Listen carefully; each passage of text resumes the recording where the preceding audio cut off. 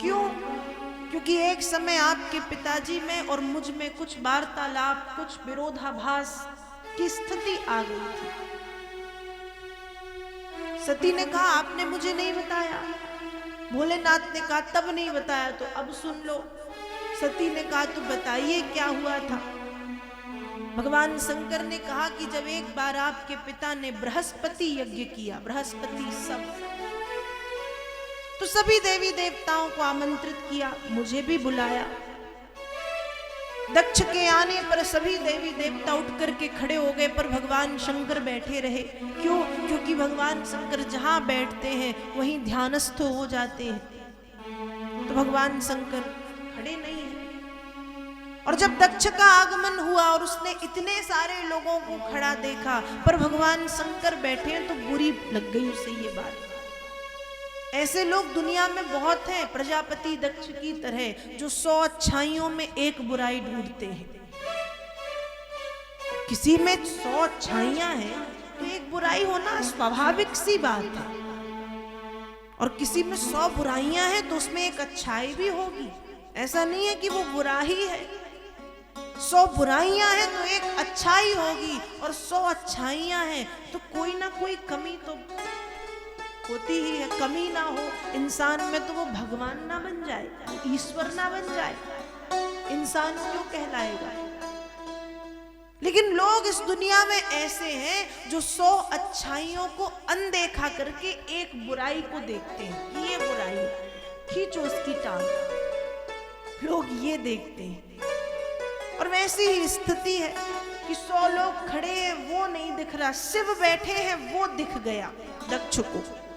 और प्रजापति दक्ष ने भगवान शंकर को अपशब्द कहना प्रारंभ किया कि अरे ये शिव नहीं, ये अशिव है, ये मंगलकारी नहीं, ये अमंगलकारी है, इसे तो कोई जानता भी नहीं था।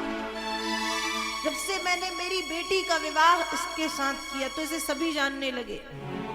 इसके पास रहने को घर नहीं है, इसलिए एक पहाड़ पे रहता है, कभी स्मशान में घूमता है, कोई मित्र नहीं है इसलिए भूतों को मित्र बना करके रखा है, वस्त्र नहीं है, कभी दिगंबर घूमता है, कभी मृगछाल लपेटे रहता है। इसके पास कोई इसे फूलों की माला या वस्त्राभूषण समर्पित नहीं करता, इसलिए मुंडों की माला धारण करता है। कपाली है, अड़वंग वेशधारी है, न जाने कितने अपशब्द कहे, पर भगवान भोलेनाथ को क्रोध नहीं आया। क्यों? क्योंकि शिव के मस्तिष्क में तो सदैव अखंड ज्ञान की अनंत गंगा का प्रवाह अविरल रूप से प्रवाहित होता रहता है। क्रोध नहीं आया, मुस्कुराते ही बैठे रहे।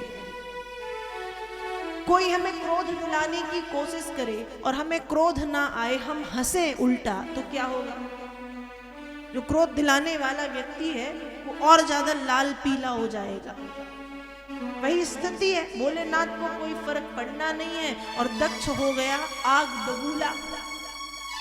भगवान शंकर शांति से उठे, उस स्थान का त्याग कर दिया। प्रजापति दक्ष ने भी त्याग किया, लेकिन उस समय उस सभा में जो ब्राह्मण थे, उन ब्राह्मणों को शिव के रुद्र गणों ने श्राप दिया है। श्रीमद् भागवत में वेद व्यास जी लिखते हैं, सर्वभक्षादुजावृत्यै धृत विद्या तपोव्रतः वित्त देहेन्द्रियारामा याचका विचरन्तु।